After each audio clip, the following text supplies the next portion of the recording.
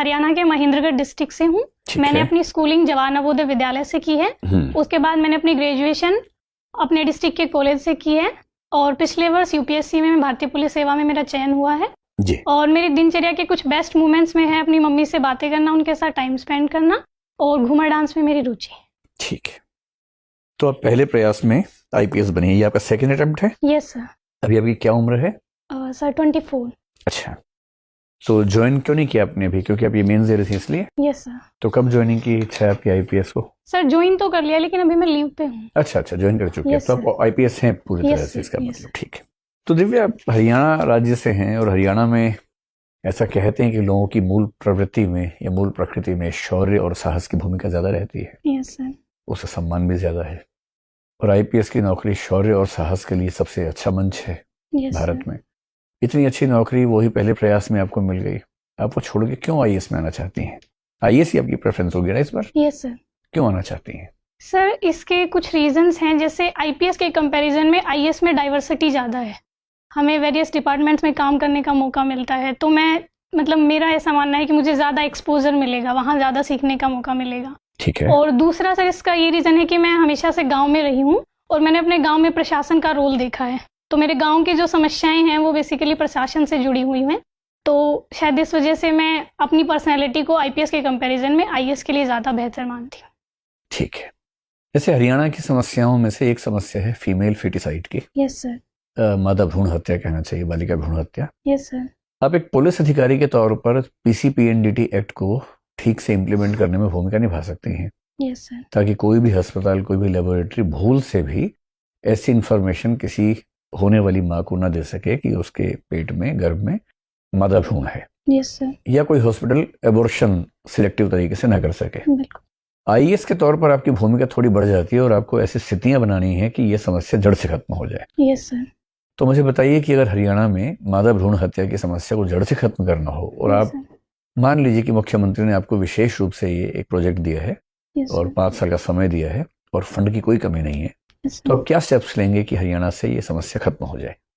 Sir इसके लिए मैं कई लेवल्स पे काम करूंगी। सबसे पहले मैं कोशिश करूंगी कि जो भी पीसीपीएनडीटी के प्रावधान हैं उसके बारे में सर सबको अवेयरनेस हो, पेरेंट्स को, हेल्थ ऑफिशियल्स हैं, जो अल्ट्रासाउंड सेंटर्स हैं, सब जगह, कि क्या उसके लीगल एक्शंस हो सकते हैं इसके खिलाफ।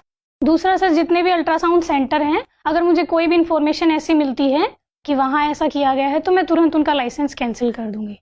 तीसरा सर मैं कोशिश करूंगी कि मैं विजिलेंस सेल बनाऊं, इसमें पंचायती राज इंस्टीट्यूशंस की रिप्रेजेंटेटिव की हेल्प ले सकती हूँ कि तुरंत अगर ऐसा कहीं भी संदेह हो तो मेरे तक तुरंत सूचना पहुंचाई जाए और रेड मारी जाए सडनली, जिससे अगर ऐसा कुछ हो तो हम उसको तुरंत रोक सकें। मुझे ध्यान है कि हरियाणा के एक लेबोरेटरी के एक व्यक्ति से मेरी एक बार बात हो रही थी और मैंने उनसे पूछा कि क्या सरकार इस चीज को रोकने में सक्षम हो पा रही है पीसीपीएनडीटी के प्रावधानों के अनुसार। जी। तो उसने मुझे बहुत रोचक बात बताई, मैं आपसे पूछता हूँ कि आप क्या कदम उठाएंगे। उसने बताया कि लेबोरेटरी में डॉक्टर्स और जो स्टाफ है वो पैसे लेता है मरीजों से ये बताने के लिए कि भ्रूण मेल है या फीमेल है। तो मैंने पूछा कि फिर वो फंसते क्यों नहीं? तो उसने बताया कि सर तरीका ऐसा है कि दुनिया की कोई सरकार फंसा ही नहीं सकती है। Yes sir. वो जब रिपोर्ट बनाते हैं सिर्फ इतना बोलते हैं कि रिपोर्ट लेने के लिए मंडे को आ जाना या फ्राइडे को आ जाना। मंडे यानी मेल, फ्राइडे यानी फीमेल। इस लेवल पर जाकर आप कैसे किसी लेबोरेटरी को फंसा पाएंगे? तो इमेजिन कीजिए कि आपके जिले में इस स्तर पर चीजें हो रही हैं और ये मंडे फ्राइडे तो एक तरीका है, इसके और 1000 तरीके हो सकते हैं। कोई सिर्फ इतना ही कर ले कि मैं दाएं हाथ से साइन करूं तो समझ जाना बेटा है, बाएं से साइन करूं तो समझ जाना बेटी है। ऐसे 1000 तरीके हो सकते हैं। इस लेवल पर जाकर कैसे बदलाव करेंगे आप? सर अगर ऐसी मानसिकता है तो वो बेसिकली सोसाइटी के स्तर पर ही चेंज हो सकती है। जब तक सर महिलाओं के लिए समाज में एक्सेप्टेंस नहीं बढ़ेगी, उनको एम्पावर नहीं किया जाएगा, तब तक लोग सर किसी ना किसी तरीके से दुरुपयोग करते रहेंगे। तो अगर ऐसा दुरुपयोग हो रहा है तो लॉन्ग टर्म में तो मैं सर यही करूंगी कि वुमेन एम्पावरमेंट का काम किया जाए। बेसिकली लड़कियों के लिए ऐसी कोई स्कीम्स लाई जाए ताकि जो पेरेंट्स हैं वो सर लड़कियों को बोझ ना समझे। और सर ये जो एक्शन हो रहे हैं किसी लेबोरेटरी में, तो इसके लिए सर विजिलेंस सेल ही हो सकती है जो मुझे गुप्त इन्फॉर्मेशन दे दे और मैं उसके लिए एक्शन करूँ। हिंदी साहित्य के आप विद्यार्थी हैं, क्या हरियाणवी साहित्य का योगदान हिंदी साहित्य के विकास में देखा जा सकता है? सर बेसिकली हरियाणा में हिंदी का कोई बड़ा कवि तो नहीं हुआ है, लेकिन जिस टाइम सर हरियाणा बना नहीं था सेपरेट रीजन, उस समय दिल्ली के आसपास अमीर खुसरो जो हैं उनको सर हिंदी का मतलब हरियाणा के क्षेत्र में इंक्लूड किया जा सकता है। तो सर इन्हीं को मैं मान। हरियाणा के कोई प्रसिद्ध हिंदी कवि या हिंदी उपन्यासकार, हिंदी कहानीकार?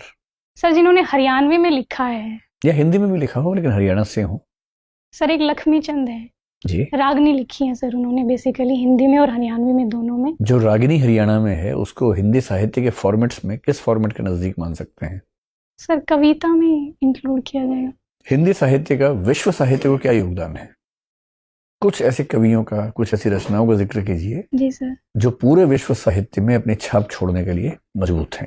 सर एक तो अभी हाल में जो गीतांजलि श्री को बुकर प्राइज मिला है रेत समाधि के लिए। जी सर अभी तो मैं यही रिकॉल कर पा रही। अगर आपको हिंदी साहित्य के 1000 वर्षों के जितने भी कवि, लेखक, साहित्यकार जो दिवंगत हो चुके हैं, यदि आपको कभी उनमें से किसी एक के साथ मिलने का मौका मिले, यस सर। किससे मिलना चाहेंगी और क्यों?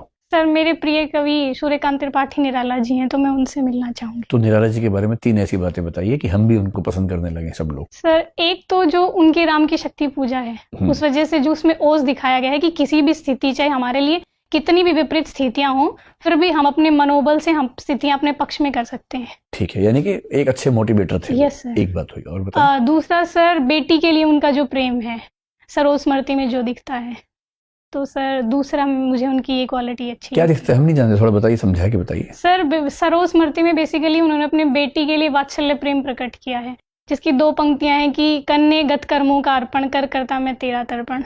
तो बेटी से प्यार तो हर आदमी करता है, उसमें से क्या खास लेकिन सर हिंदी साहित्य में बेटी के प्यार के लिए बहुत रेयरली मिलती हैं कोई कविताएं। बात? अच्छा ठीक है, तो और तीसरा सर जो उनका ऐसा व्यक्तित्व था कि वो सर नियमों में नहीं बंधते थे, जैसे सर मुक्त छंद की अवधारणा उन्होंने प्रस्तुत की।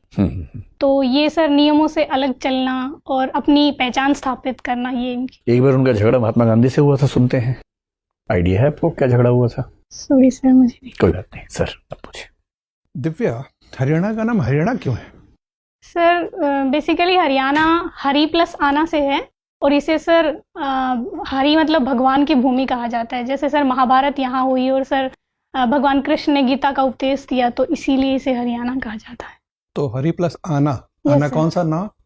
न है सर, आना तो न है, लेकिन हमारी हरियाणवी लैंग्वेज में बेसिकली न को न से बोला जाता है। तो इसलिए सर पूर्ण हो जाता है। Yes sir. अच्छा ये बताइए कि हरित क्रांति और Haryana. If you like the video, please click on the like button, write a comment, and subscribe to my channel. के जन्म में क्या रिश्ता है? सर हरित क्रांति में हरियाणा की बहुत बड़ी भूमिका रही है। दोनों के जन्म का रिश्ता क्या है? दोनों के बर्थ में कोई रिलेशनशिप? हाँ सर, हरियाणा का सर पंजाब से सेपरेट 1966 में हुआ था, और हरित क्रांति 20 दशक में आई थी। नॉर्मन बोरलॉग का नाम सुना है? Yes sir. कौन थे वो? सर हरित क्रांति के जनक। कहाँ के थे? विश्व में हरित क्रांति के जनक। किस देश के नागरिक थे? सॉरी सर, मुझे नहीं पता। अच्छा, हमने उन्नत बीज का किसी देश से आयात किया था 1965 में। Yes sir. फिर एक हमने अपनी प्रयोगशालाओं में उसे विकसित करा के किसानों में वितरण का अभियान चलाया था। Yes sir. किस देश से उन्नत बीज का आयात किया था? Sorry sir. Lab to land movement एक चला था 1966 में। Yes sir. जिस साल हरियाणा का जन्म हुआ। Yes sir. क्या था वो मूवमेंट? सर उसमें बेसिकली खेती मतलब लैंड से लेके और लैब तक मतलब अनुसंधान उनको जोड़ा गया था, ताकि पूरी चेन प्रोसेस है जो कृषि की, उसमें सर इम्प्रूवमेंट किया जा सके। मतलब पूरी आपूर्ति श्रृंखला। यस सर, आपूर्ति श्रृंखला। और कौन कौन से कदम उठाए गए थे जिससे हरित क्रांति फलीभूत हो पाई? सर एक तो उन्नत किस्म के बीजों का आविष्कार, दूसरा सर सिंचाई की सुविधाएं, कैनाल सिस्टम बिछाया गया था जिससे सिंचाई प्रॉपर हो सके। एफसीआई की स्थापना भी उसी के आसपास हुई थी क्या? एफसीआई क्या है? Food corporation of India. PDS क्या है? Sir public distribution system. ये भारत में कब शुरू हुआ? सर मुझे एग्जैक्ट। हरित क्रांति की सबसे बड़ी उपलब्धि मानी जाती है कि भारत का खाद्य आत्मसुरक्षा हासिल कर पाया। Yes sir. अब जो एग्रीमेंट ऑन एग्रीकल्चर है, कृषि समझौता है WTO वाला, उसके वजह से एक दबाव है सरकार के ऊपर कि वो पुरानी सुविधाओं को वापस ले। Yes sir. जिसके विरोध में हरियाणा के किसान, राजस्थान किसान, पंजाब के किसान विरोध प्रदर्शन कर रहे हैं। कौन से वो प्रावधान है कृषि समझौते में जो कि भारत के किसानों के लिए नुकसानदायक हो सकते हैं? सर बेसिकली WTO में ये कहा गया है कि किसानों को कैश के रूप में इंसेंटिव नहीं दे सकते हैं। जितना प्रोडक्शन है उसका डेवलप जो कंट्रीज हैं वो 5% दे सकती हैं और डेवलपिंग 10% दे सकती हैं। अब जैसे सर MSP के रूप में भारत सरकार जो किसानों को MSP के रूप में कैश उपलब्ध कराती है, उनसे खाद्यान्न खरीदती है, वो सर हमारे भारत में 10% से ज़्यादा है। तो बेसिकली इसी के ऊपर WTO में विवाद है। क्या आपको यकीन है कि वाकई 10% से ज़्यादा है? सर रिपोर्ट्स में तो ऐसा ही है। अनाज भंडारण को लेकर भी कुछ नियम में प्रावधान है। फूड स्टोरेज को लेकर क्या प्रावधान है और क्या दबाव है सरकार पर उसके लिए? सॉरी सर, मैं अभी रिकॉल नहीं कर अच्छा। पा रही हूँ। कृषि वस्तुओं के बाजार में विकृति से हम क्या समझते हैं? सरकार के उपस्थिति से कृषि बाजार में किस प्रकार की विकृति आ सकती है? सर, गवर्नमेंट की उपस्थिति से जो प्राइवेट मार्केट होता है सर, प्राइवेट सप्लायर्स होते हैं जो खरीदने वाले होते हैं, उनको सर एक ये उनके लिए सर मार्केट में मतलब उनके लिए कमी हो सकती है। अगर गवर्नमेंट आ जाती है तो सर उनके लिए थोड़े ऑप्शंस कम हो जाते हैं। जैसे एमएसपी के ऊपर खरीदना होता है तो सर अगर सरकार खरीदती है एमएसपी के ऊपर या नहीं खरीद पाती तो प्राइवेट प्लेयर्स को भी उसी रेट पर खरीदना पड़ता है। ये विकृतियाँ हो जाती हैं। तो आपको क्या लगता है, आप तो चूंकि किसान परिवार से आती हैं, हरियाणा की रहने वाली हैं, ये जो कृषि विपणन संस्थाएं हैं, मंडियां हैं, यस सर। जिससे कि किसानों को बड़ा भरोसा है कि उनसे सहारा मिलता है, यस सर। इसको बंद कर देना चाहिए, ध्वस्त कर देना चाहिए, पूरी तरह से स्वतंत्र बाजार पर आश्रित कर देना चाहिए कृषि उपज को? नहीं सर, मुझे ऐसा लगता है कि जो एपीएमसी मंडियां हैं उनमें कुछ सुधार की आवश्यकता है, लेकिन इसके साथ साथ ही प्राइवेट प्लेयर्स को भी सर पूरी छूट होनी चाहिए। जैसे कॉन्ट्रैक्ट फार्मिंग के रूप में अभी जो 3 कृषि कानून लाए गए थे, तो मुझे लगता है सर सिर्फ एपीएमसी मंडियों को सर सिरे से खारिज नहीं कर देना चाहिए, उनमें कुछ सुधार करना चाहिए ताकि सर वो अपना कार्टेलाइजेशन ना कर सकें, जिससे किसानों को कम कीमत पर अपना अनाज बेचने के लिए मजबूर ना होना पड़े। कानून लाकर सरकार ने सही किया था या कानून वापस लेके सही किया? सर बेसिकली ये कानून लाने के पीछे सरकार की इंटेंशन सही थी, लेकिन जो विरोध हुआ वो इसलिए हुआ क्योंकि इसकी प्रक्रिया में कुछ कमी थी। जो किसान ऑर्गेनाइजेशंस हैं उनसे सर अच्छे से बात नहीं की गई। तो मुझे ऐसा लगता है सर कानून का उद्देश्य अच्छा था और कानून निश्चित ही कृषि में कुछ लाभदायक परिणाम उत्पन्न कर सकता था, लेकिन इसके लिए बस डिस्कशन की जरूरत थी। पहले किसानों को ट्रस्ट में लेके उनको समझा के उसके बाद सर कानून लाए। किसान फिर धरना पर बैठे हैं, वो कह रहे हैं कि वादा खिलाफी हुई है। किन वादों का वो हवाला दे रहे हैं? किन वादों को सरकार ने पूरा नहीं किया? एमएसपी को सर लीगल करने की जो मांग थी उनकी, तो सरकार अभी एमएसपी को लीगल करने के पक्ष में नहीं है। क्या तर्क है सरकार का? सर सरकार का ये तर्क है कि एमएसपी हमेशा से एक नीति रही है, उसे कभी भी लीगल करने की बात नहीं की गई है। अगर सरकार एमएसपी को लीगल कर देती है तो इससे सर गवर्नमेंट पे बहुत ज़्यादा फिजिकल बर्डन पड़ेगा और सरकार चाहती है कि हम किसानों के आय को, उनकी लागत को कम करके R&D में निवेश करके बढ़ाएं। इसलिए सर सरकार एमएसपी को लीगल। एमजी नरेगा के पहले भी रोजगार उत्पादन के लिए बहुत सारे कार्यक्रम चलते थे। सरकार नियमित रूप से बेरोजगारी निवारण कार्यक्रम चलाती थी, लेकिन कानून बना देने से सरकार पर एक कानूनी दायित्व पड़ा, दबाव पड़ा। और वैसा ही आश्वासन किसान चाहते हैं। नरेगा के अनुभव से निष्कर्ष लेके बताइए कि क्या वाकई एमएसपी कानून बना देना किसानों के हक में होगा या कृषि के पक्ष में होगा? सर मुझे ऐसा लगता है कि नरेगा में बेसिकली 100 दिन का रोजगार प्रोवाइड किया जाता है। वो सर उन अनस्किल्ड वर्कर्स को प्रोवाइड किया जाता है जिनकी बेसिक नेसेसिटीज पूरी नहीं हो पाती हैं। लेकिन किसानों के संदर्भ में सर एमएसपी को लीगल करना इसलिए मुझे ठीक नहीं लगता है क्योंकि एक तो इस पे गवर्नमेंट पे फिजिकल बर्डन पड़ेगा और दूसरा जो सर प्राइवेट प्लेयर्स हैं वो सर डिमोटिवेट होंगे। ज्यादा महत्वपूर्ण क्या है सर? इससे कृषि में R&D और सर निवेश ये भी कम हो जाएगा। तो मुझे लगता है ज़्यादा महत्वपूर्ण यही है कि प्राइवेट सेक्टर को हम आगे बढ़ाएं ताकि वो सर पूरी चैन में इंफ्रास्ट्रक्चर में निवेश करें और हमारे किसान एम्पावरमेंट है, हमें उनको एमएसपी लीगल करने की ज़रूरत ना पड़े। ठीक, धन्यवाद दिव्या। Thank you sir. देखिए थोड़ा सा गियर चेंज करते हैं और टेक्नोलॉजी की बात करते हैं। Yes sir. कोई साइंस फिक्शन मूवी देखी है आपने? No sir. कोई टर्मिनेटर मूवी नाम सुना होगा शायद, सॉरी सर। जिसमें कई सारे रोबोट्स लड़ते हैं आपस में और मनुष्यों को से लड़ते हैं, आपस में भी लड़ते हैं। हाल फिलहाल एक, वैसे तो इलॉन मस्क काफ़ी कुछ कहते हैं, उन्होंने एक स्टेटमेंट दिया, साइंस फिक्शन की मूवीज़ में जिस तरह से दिखाया जाता था मशीनें लड़ रही हैं बड़ी बड़ी, वो रियलिटी होने जा रहा है। उसकी संभावना जो बहुत अकाल्पनीय लगती थी वो अब रेल्म ऑफ पॉसिबिलिटी में आ गई है। ऐसा क्या कुछ हुआ है जो कि उनको ये स्टेटमेंट देना? If you like the video, please click on the like button, write a comment, and subscribe to my channel. पड़ा सर अभी हाल में AI के क्षेत्र में और रोबोटिक्स के क्षेत्र में काफ़ी इम्प्रूवमेंट हुआ है, टेक्नोलॉजी में काफ़ी इम्प्रूवमेंट हुआ है। जैसे अभी चैट GPT आया है सर। रोबोटिक्स में क्या डेवलपमेंट्स हुए हैं? कुछ बहुत 2-3 महत्वपूर्ण चीज़ें हुई हैं जो ब्रेक थ्रू आई हैं रोबोटिक्स में, AI में नहीं। वो क्या आई हैं? सॉरी सर, मैं नहीं रिकॉल। उनकी एवोल्यूशनरी ट्रेनिंग की जा रही है, आप उस विषय में देखिए। थोड़ा सा विषय बदलते हैं। बेसिक स्ट्रक्चर हमारे संविधान का एक कॉन्सेप्ट था, एक कैनन था, जो कि सुप्रीम कोर्ट ने उसके बारे में अच्छी व्याख्या करी हुई है, काफ़ी ज़्यादा चर्चा में है दोबारा। Yes sir. क्यों? सर अभी हमारे जो वाइस प्रेसिडेंट ने उन्होंने कहा है कि बेसिक स्ट्रक्चर बेसिकली जुडिशियरी की सुप्रीमेसी स्थापित करता है तथा पार्लियामेंट की सोवरेंटी को। कॉन्टेक्स्ट क्या था इस बात का, उनको क्यों उठाना पड़ा ये चीज़? सर अभी जो पार्लियामेंट ने 2050 में एनजेसी का निर्माण किया था उसे सर सुप्रीम कोर्ट ने अनकॉन्स्टिट्यूशनल करार दिया था, तो इस वजह से। आपको खुद अपनी समझ से क्या लगता है कि क्या बेसिक स्ट्रक्चर में इतना जो बेसिक के ऊपर जो ध्यान है एक डेमोक्रेटिक सोसाइटी में, डेमोक्रेटिक सोसाइटी का बेसिक तो डेमोक्रेसी ही होना चाहिए। Yes sir. तो इस कॉन्टेक्स्ट में जो जिस तरह से इंजैक के अगेंस्ट में सुप्रीम कोर्ट ने बोला वो लॉजिकल है कि नहीं है? कहीं आपको डिस्पैरिटीज दिखती हैं? नहीं सर, मुझे ऐसा लगता है कि बेसिक स्ट्रक्चर हमारे संविधान की जो मूलभूत विशेषताएं हैं उनको प्रिजर्व करता है। तो इसके लिए और हमारे सर संविधान में ये नहीं कहा गया है कि हमारी पार्लियामेंट सोवरेन है, तो इसलिए sir separation of power, check and balance बनाए रखने के लिए बेसिक स्ट्रक्चर जरूरी है। क्योंकि सर कभी कभी ऐसा होता है कि पार्लियामेंट में जो गवर्नमेंट होती है वो बहुमत में होती है। पार्लियामेंट सॉवरेन नहीं है, लेकिन हम तो डेमोक्रेटिक सोसाइटी हैं, ये तो सैक्रोसैंक्ट है ये चीज़। Yes sir. फिर भी आपको लगता है कि सुप्रीम कोर्ट का जो पोजीशन है वो काफ़ी हद तक ठीक है? सर मुझे ऐसा लगता है जो चेक और बैलेंस की विशेषता है वो बनी रहनी चाहिए। सुप्रीम कोर्ट के ऊपर खुद लागू क्यों नहीं होता चेक एंड बैलेंस? उनको कौन चेक एंड बैलेंस करेगा? हाँ, ये हो सकता है सर, जो अभी कॉलेजियम का सिस्टम है उसमें ट्रांसपेरेंसी की जरूरत है और कुछ सुधार की जरूरत है। तो हम एनजेसी को लागू कर सकते हैं, लेकिन कुछ सुधारों के साथ, जिसमें सर जुडिशियरी का भी रिप्रेजेंटेटिव हो और एग्जीक्यूटिव का भी रिप्रेजेंटेटिव हो। भारत एक प्रयास कर रहा है कि ऑफशोर रुपी की मार्केट डेवलप हो। ऑफशोर रुपी या इंटरनेशनलाइजेशन ऑफ रुपी क्या चीज़? सर इसका मतलब ये है कि अभी हाल में डॉलर के मुकाबले में सर डॉलर फ्लक्चुएट होता है तो भारत का रुपये है वो डिप्रेसिएट होता है। तो इस वजह से इंटरनलाइजेशन ऑफ रुपी का मतलब है कि भारत का जो ट्रेड है वो रुपी में हो। आपने हासमान प्रभाव के बारे में आप जानती हैं? इसमें इसको इंग्लिश में क्राउडिंग आउट बोलते हैं। Yes sir. क्या होता है crowding out? If you like the video, please click on the like button, write a comment, and subscribe to my channel.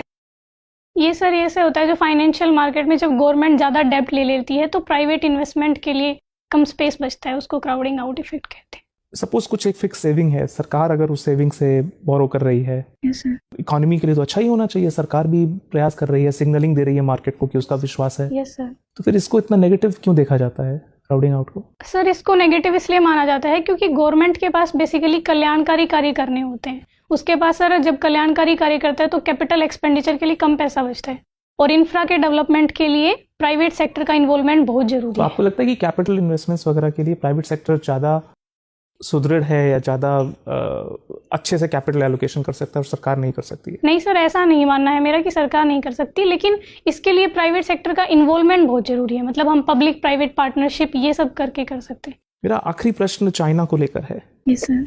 China के इंकर्जन्स हुए हैं अभी हाल फिलहाल में भी। लगभग साल में कितने इंकर्जन्स होते हैं जो चाइना की तरफ से लगातार रहते हैं? सर ऐसे कोई फिक्स तो नहीं है। लगभग रेंज क्या होती होगी? 2, 3, 4, 5? सर 2-3 सैकड़ों में होते हैं। रिपोर्ट कुछ होते हैं, बाकी नहीं। अच्छा, ये वुल्फ वॉरियर डिप्लोमेसी के बारे में जानती हैं? Yes sir. ये वुल्फ वॉरियर नाम कहाँ से पड़ा? सर ये बेसिकली कोई मूवी थी चाइना में, उसके इसका कोई प्रत्यक्ष एग्जांपल दीजिए ना जहाँ पे वो वुल्फ वॉरियर बन के उनके डिप्लोमेट्स हम पे अटैक किया हो, भारत के डिप्लोमेट्स पे। कहीं ऐसा हुआ है क्या?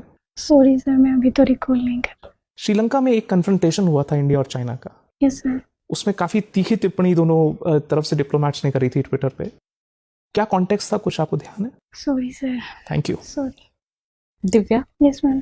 ये बताइए, एक तो होता है फॉरेस्ट कंजर्वेशन रूल्स 2022 में जो आए हैं, और एक था हमारा forest rights act yes ma'am 2006 का। इन दोनों के बीच कुछ विरोधाभास है, आपको पता है क्या है? ये दोनों चीज़ों के बारे में जानते हैं? Yes, ma'am. हाँ, तो इन दोनों के बीच कौन सा बिंदु है जो विरोधाभास है? मैम इसमें बेसिकली ट्राइबल्स जो होती हैं, फॉरेस्ट ड्वेलर्स होते हैं, उनके राइट्स को लेके विरोधाभास है। फॉरेस्ट राइट्स एक्ट में ये कहा गया है कि 4 हेक्टेयर तक अगर लैंड है किसी के पास तो उस पर ट्राइबल्स का अधिकार होगा। लेकिन अभी जो ये रूल्स आए हैं उनमें बेसिकली सरकार ने डेवलपमेंटल प्रोजेक्ट्स इनको बढ़ावा दिया है, तो मैम यहाँ कहीं कॉन्ट्रडिक्शन है। तो आपको लगता है कि सरकार एक तरीके से जो फॉरेस्ट ड्वेलर्स के जो राइट्स हैं उनको बाईपास करते हुए ये रूल्स बनाया है गवर्नमेंट ने? सिर्फ डेवलपमेंट बोल रहे हैं, लेकिन इन अ वे तो उनके जो हेरिडिटरी राइट्स हैं उसका हनन हो रहा है। मैम इसके लिए गवर्नमेंट बेसिकली जो डेवलपमेंट प्रोजेक्ट है उनको बढ़ावा दे रही है। मैंने वही बोला। यस मैम, लेकिन ऐसा हो सकता है मैम कहीं जो कंट्राडिक्शन है उनको लेके गवर्नमेंट थोड़ा सा उनसे डिस्कस करके, और उन्होंने तो कंसेंट क्लॉज ही हटा दिया है वहाँ से। राउंड 1 क्लियरेंस, राउंड 2 क्लियरेंस, दोनों में से कंसेंट क्लॉज हटा हुआ है। तो कैसे डिस्कशन करेंगे हम? मैम इसके लिए जो ट्राइबल लीडर्स हैं उनसे बात करनी चाहिए गवर्नमेंट को। तरीके से तो करना चाहिए। Yes ma'am. वही क्लॉज थे फॉरेस्ट राइट्स एक्ट में Yes, कि ma'am. आपको कंसेंट लेना पड़ेगा। Yes ma'am. लेकिन यहाँ पे तो अब गवर्नमेंट क्योंकि ज्यादा पावरफुल एंटिटी है, ट्राइबल्स उतने पावरफुल नहीं है, इसीलिए उनके राइट्स को प्रोटेक्ट करने के लिए फॉरेस्ट राइट्स एक्ट में ये कंसेंट क्लॉज डाला गया था, यस मैम। जो कि इसमें हटा दिया गया है। वही मेरा सवाल वहीं पे है कि क्या सरकार अपने तरीके से फॉरेस्ट के ऊपर जिनका हेरिडिटरी राइट होना चाहिए उसको छीनने की कोशिश कर रही है? मैम सरकार का ऐसा इंटेंशन नहीं होगा, लेकिन कुछ मैम हेरिडिटरी राइट्स की वजह से गवर्नमेंट के लिए वहाँ डेवलपमेंटल एक्टिविटीज थोड़ी मुश्किल हो जाती हैं। तो जब डेवलपमेंट वर्सेस राइट का जब भी कॉन्फ्लिक्ट आए तो उसमें डेवलपमेंट ज्यादा इंपॉर्टेंट है? नहीं मैम ऐसा नहीं है, मुझे ऐसा लगता है कि मैम गवर्नमेंट को इसके लिए बात करनी चाहिए। अच्छा ठीक है। ये बताइए, इंडस वाटर ट्रीटी बहुत इस टाइम अखबारों में है, खबरों में है, क्या है ये इंडस वाटर ट्रीटी पे क्या चर्चा चल रही है? Ma'am basically Indus water treaty 1960 में वर्ल्ड बैंक की मध्यस्थता में की गई थी, जिसमें जो ईस्टर्न रिवर्स हैं वो पाकिस्तान को दी गई थी 3 रिवर, और मैम वेस्टर्न है उन पे अधिकार भारत को दिया गया था उनके वाटर पे। ईस्टर्न वेस्टर्न में कंफ्यूज तो नहीं हो रहे आप? वेस्टर्न में भारत और ईस्टर्न में, सॉरी मैम, ईस्टर्न में भारत, वेस्टर्न में पाकिस्तान। हाँ जी हाँ। तो फिर आगे अभी विवाद किस बात पे है? एक बार मैम जो पाकिस्तान है वो मैम उसमें मैम क्लोज है कि अगर आपको यूनिलैटरली उसमें कोई चेंजमेंट करना है तो उसके लिए आप दोनों पक्ष सहमति से करेंगे, लेकिन Pakistan international court of Hague में चला गया था मैम यूनिलैटरली। तो अभी भारत ने आर्टिकल उसमें 12 है मैम, उसके तहत पाकिस्तान को 90 दिन का नोटिस दिया है कि हमें मैम चेंजमेंट करना है इसमें, अपने प्रोजेक्ट चेंज करना है हमें ट्रीटी में। Yes ma'am. इसमें एक न्यूट्रल एक्सपर्ट का भी कुछ जिक्र आ रहा है बार बार, ये क्या है? इंटरनेशनल कोर्ट तो आपने बताया, न्यूट्रल एक्सपर्ट की बात क्यों आ रही है बार बार? मैम उस टाइम वर्ल्ड बैंक ने हमारे बीच में मध्यस्थता की थी। कितने स्तर हैं इसमें? अगर दोनों के बीच कुछ कॉन्फ्लिक्ट होता है भारत पाकिस्तान के बीच, तो कितने स्तर हैं ये कॉन्फ्लिक्ट रिजॉल्व करने के ट्रीटी के तहत? सॉरी मैम एग्जैक्टली नहीं पता। चलिए कोई बात नहीं। अभी हमारे जो रिपब्लिक डे हुआ है उसमें चीफ गेस्ट कौन थे? मैम मिस्र के प्रेसिडेंट। क्या आपको ये आयरनिकल नहीं लगता है कि हमने एक ऐसे देश को आमंत्रित किया, ऐसे देश के रिप्रेजेंटेटिव को, जिसमें एक पॉइंट ऑफ टाइम पे शायद पाकिस्तान की मदद की है भारत में आतंकवाद फैलाने में, और आज हम उनको चीफ गेस्ट की तरह इनवाइट कर रहे हैं? क्या रीज़न है भारत के इजिप्ट को इनवाइट करने के? मैम इंटरनेशनल रिलेशंस में बेसिकली कोई भी परमानेंट फ्रेंड या परमानेंट एनिमी नहीं होता है, और इजिप्ट के साथ हमारे रिलेशंस बढ़ाने का ये कारण है कि मैम वहाँ हमारा निवेश है, एक तो $3 बिलियन से ज़्यादा हमने वहाँ निवेश किया हुआ है, और दूसरा जो अरब वर्ल्ड है उसमें अपने संबंधों को आगे बढ़ाने के लिए हम मिस्र का उपयोग कर सकते हैं। अच्छा जी, ठीक है, धन्यवाद दिव्या। Thank you. दिव्या जी, आप IAS बनना चाहती हैं। मैं सर के ही क्वेश्चन को थोड़ा आगे बढ़ाना चाहूँगा कि पुलिस सर्विसेज को अगर जेंडर सेंसिटिव बनाना हो, यस सर, तो ज़्यादा से ज़्यादा महिलाएं इसमें आनी चाहिए। Yes sir. इन जनरल मैं बात करूँ, आपकी भी बात मैं नहीं कर रहा हूँ। मैंने बहुत रेयरली देखा है कि किसी की फर्स्ट चॉइस पुलिस सर्विसेज हो, गर्ल्स की बात कर रहा हूँ। ऐसा क्यों? अगर सभी लोग डाइवर्सिटी की तलाश में IAS बनेंगे तो फिर पुलिस सर्विसेज में कौन जाएगा? सर बेसिकली इसके अपने अपने पर्सनल रीजंस हो सकते हैं, लेकिन मेरा सर रीज़न ये है कि ड्यू टू फिजिकल स्ट्रेंथ आप लगा लीजिए, या मैं जैसा अपना बैकग्राउंड की वजह से सर मुझे ऐसा लगता है कि मैंने चूज़ नहीं किया। और सर प्रेफरेंस का मुझे लगता है सबका अपना पर्सनल रीज़न होता होगा, ऐसा नहीं है कि इंडियन पुलिस सर्विस कम है इस वजह से या इंटरेस्टेड नहीं है इस वजह से कोई इसको चूज़ नहीं करता है। ओके, आप अपनी मदर के साथ If you like the video, please click on the like button, write a comment, and subscribe to my channel.